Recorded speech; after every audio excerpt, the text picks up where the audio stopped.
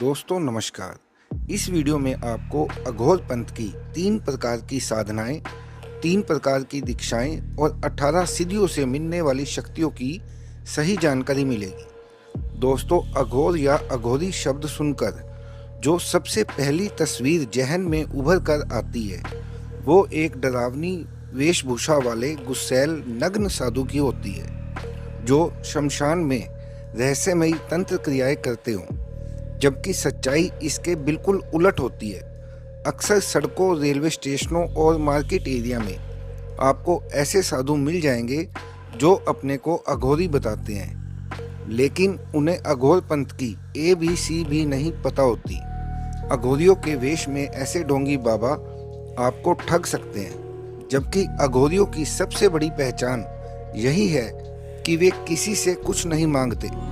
और बड़ी बात यह है कि वे तब ही संसार में दिखाई देते हैं जब वे पहले से नियुक्त शमशान जा रहे हों या वहां से निकल रहे हों, और दूसरा वे कुंभ में नजर आते हैं।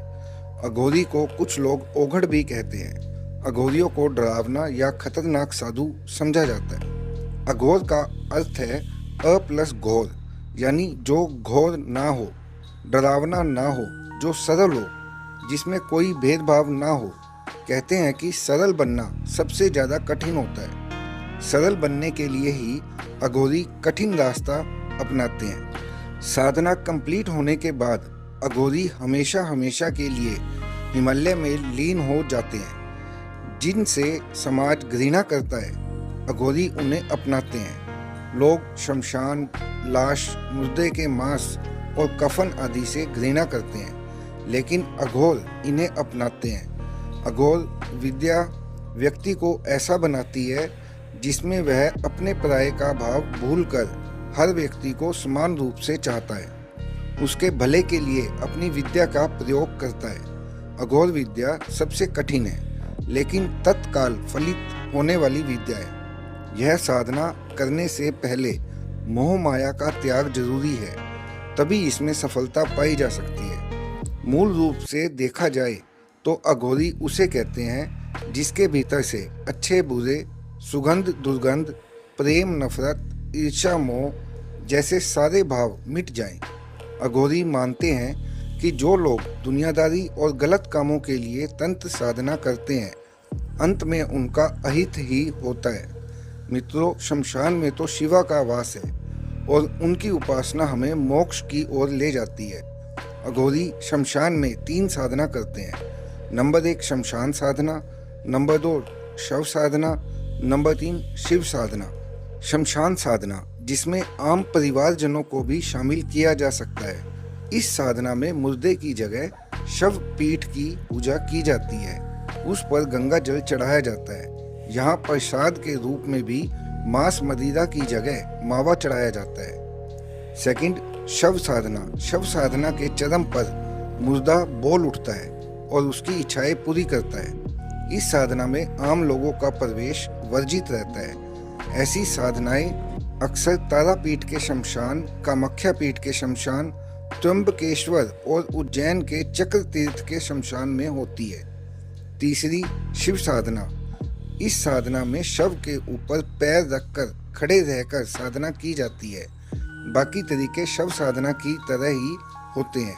इस साधना का मूल शिव की छाती पर पार्वती द्वारा रखा हुआ पांव है।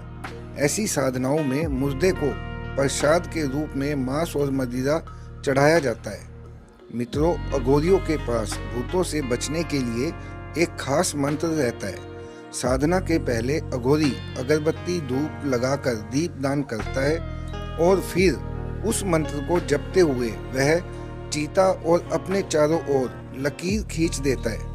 फिर तुरतई बजाना शुरू करता है और साधना शुरू हो जाती है। ऐसा करके अघोरी अन्य प्रेत पिशाचों को, चिता की आत्मा और खुद को अपनी साधना में विघ्न डालने से रोकता है।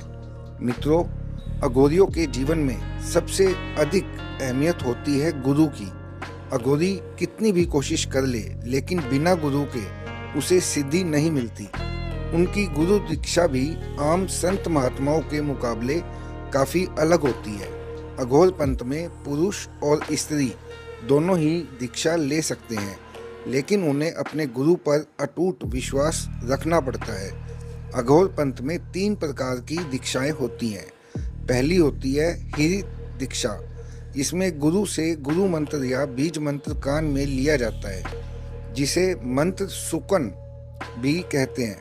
यह एकदम सरल दीक्षा है और इसे कोई भी ले सकता है। इसमें गुरु शिष्य के बीच कोई नियम बंधन नहीं होते। अधिकतर अघोरियों को यही दीक्षा मिलती है। दूसरी होती है शिरित दीक्षा। इसमें शिष्य से गुरु नियमानुसार वचन लेते हैं और उनकी कमर, गले या भुजा में काला धागा बांधते हैं। पुरुष की दाएं और स्त्री की बाएं भुजा में धागा बांधकर बीज मंत्र दिया जाता है। फिर गुरु अपने हाथ में जल लेकर शिष्य को आचमन करता है। इसमें गुरु शिष्य के बीच कुछ नियम होते हैं जिन्हें गुरु निर्धारित करते हैं। यह नियम बहुत जटिल भी हो सकते हैं। तीसरी होती है रंभत दीक्षा। अघोर पंथ में इसके नियम भी बहुत कठोर होते हैं। गुरु भी रंभत दीक्षा बहुत ही विलक्षण लोगों को देता है। इस दीक्षा को लेने वाले शख्स पर गुरु का पूरा अधिकार हो जाता है। सिर्फ गुरु ही दीक्षा को वापस लेकर शिष्य को अपने बंधन से मुक्त कर सकता है। गुरु रंभत दीक्षा देने से पहले शिष्य को कई कसौटियों पर परखता है। इस दीक्षा के बाद ही शिष्य सही मायने में गुरु के संप्रदाय का असल अधिकारी बनता है। उत्तराधिकार प्राप्त शिष्य भी इसी श्रेणी में आते हैं। यह दीक्षा तभी सफल होती है जब शिष्य को अपने गुरु पर अटूट विश्वास हो। इसमें गुरु शिष्य को अघोर पंथ के सारे रहस्य बता देता है और शिष्य उसके बताए नियमों पर चलकर सारी सिद्धियां प्राप्त कर लेता है। शिष्य अपने गुरु के दिए मंत्रों का उच्चारण करके सिद्धियां हासिल करता है। उसे सिद्धियां एक साथ नहीं बल्कि धीरे धीरे मिलती है। वह जैसे जैसे साधना पथ पर आगे बढ़ता है उसे शक्तियां मिलने लगती हैं। साधक को कुल 18 सिद्धियां मिलती हैं।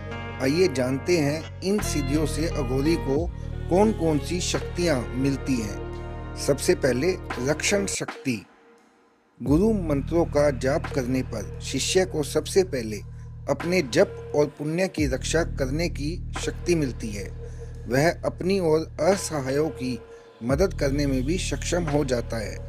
अगर साधक पर कोई आपदा आने वाली हो तो मंत्र के प्रभाव से वह टल जाती है या उसका असर बहुत कम हो जाता है। इसके बाद गति शक्ति। गति शक्ति गुरु दीक्षा से पहले अघोरी जिस योग और ध्यान में नाकाम हो चुका है, दीक्षा से मिले मंत्र के जाप से उसकी साधना में गति आने लगती है। वह सारी सिद्धियों को तेजी से हासिल करने लगता है। गति के बाद कांति शक्ति। कांति शक्ति अघोरी को साधना पथ पर आगे बढ़ाने के बाद यह शक्ति मिलती है। यह कुकर्मों वाले संस्कार को नष्ट करके साधक का चित्त उज्जवल कर देती है। उसके मन में किसी के लिए द्वेष या घृणा नहीं रह जाती। वह सबको समान नजर से देखने लगता है। इसके बाद अघोरी प्रीति शक्ति को अपनाते हैं। साधक जो जो मंत्र का जाप करता है उसकी अभीष्ट देवता से प्रीति बढ़ती जाती है। साधना पूरी होने पर प्रीति सिद्धि मिल जाती है। यह अघोरी की समर्थ शक्ति को भी बढ़ा देती है।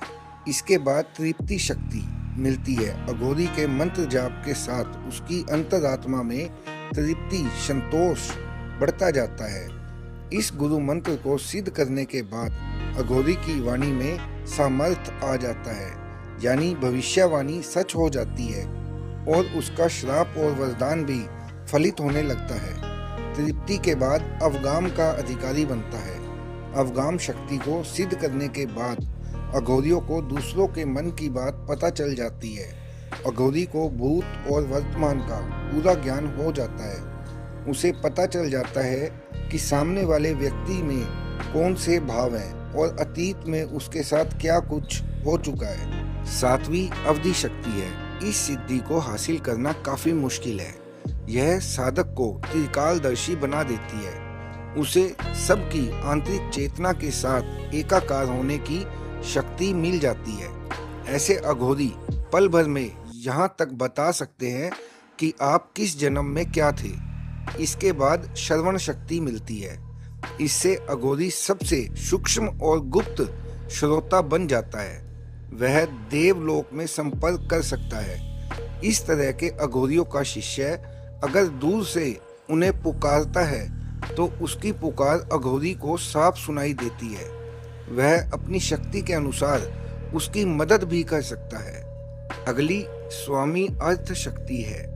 यह शक्ति अघोरी को अपने मन का राजा बना सकती है। वह अपने हिसाब से नियम बना सकता है और अपने मन पर पूरी तरह से शासन कर सकता है। 10वीं सिद्धि में साधक को याचना शक्ति मिलती है। यह मंत्र जाप अघोरी को अपनी मनोकामना पूरी करने में सक्षम बना देता है। यानी अगर अघोरी कोई चीज चाहे तो वह उसके सामने प्रकट हो जाती है। याचन शक्ति के बाद क्रिया शक्ति आती है। गुरु की दीक्षा से मिला यह मंत्र सिद्ध होने पर अघोरी को निरंतर क्रियारत रहने की क्षमता और चेतना मिल जाती है। फिर मिलती है इच्छित आवृत्ति शक्ति। इसको सिद्ध करने के बाद अघोरी वरदानी बन जाता है। यानी वह किसी भी व्यक्ति की मनोकामना पूरी कर सकता है।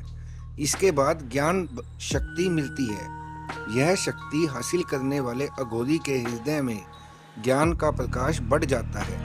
वह सही मायने में सिद्ध पुरुष होने की दिशा में आगे बढ़ जाता है। इसके बाद दीप्ति शक्ति। दीप्ति शक्ति के बाद मिलती है वाप्ति शक्ति। इस शक्ति को सिद्ध करने वाला अघोरी उस चैतन्य स्वरूप ब्रह्मा के साथ एकाकार हो जाता है जिसकी चेतना अणु अणु में व्याप्त हो रही है। इसके बाद आलिंगन शक्ति मिलती है। इस शक्ति का मतलब है अपने पराये विकसित करने की शक्ति। इसे सिद्ध करने के बाद अघोरी के लिए अपने पराये का भेद मिट जाता है। उसे पूरी दुनिया अपनी सी लगने लगती है। आलिंगन के बाद आती है हिंसा शक्ति। इस सिद्धि के नाम से लगता है यह अघोरी को हिंसक बना देती है, लेकिन ऐसा बिल्कुल नहीं। असल में इस सिद्धि से वह दुष्ट विचारों का दमन करते हैं। वह अपने साथ ही दूसरों के मन का अज्ञान भगाने में भी सक्षम हो जाते हैं। इसके बाद दान शक्ति मिलती है। अघोरियों को जब दान शक्ति की सिद्धि मिलती है तो वे पुष्टि और वृद्धि का दाता बन जाते हैं। फिर उन्हें कुछ मांगने की जरूरत नहीं पड़ती। वह खुद ही किसी को कुछ भी दे सकते हैं। चिंता से मुक्ति करती है भोग शक्ति। प्रलय के दौरान सब कुछ महाकाल में लीन हो जाता है। सामान्य आदमी इस विचार से ही भयभीत हो सकते हैं, पर यह सिद्धि हासिल करने वाला अघोरी समूल जगत को अपने में लीन करता है और ऐसे ही तमाम दुखों चिंताओं से ऊपर उठकर मस्त मौला बन जाता है। आखिर में मिलती है वृद्धि शक्ति। यह सिद्धि हासिल करने वाले अघोरी में प्रकृति वर्धन और संरक्षण की सामर्थ्यता आ जाती है। सारी सिद्धियां हासिल करने के बाद अघोरी सही मायने में सिद्ध पुरुष हो जाते हैं। दोस्तों, ये थी एक कंप्लीट जानकारी अघोरी और अघोर पंथ के बारे में। आपको ये वीडियो कैसा लगा प्लीज़ कमेंट में अपनी राय जरूर शेयर कीजिएगा। जल्द मिलेंगे नेक्स्ट वीडियो में, तब तक धन्यवाद।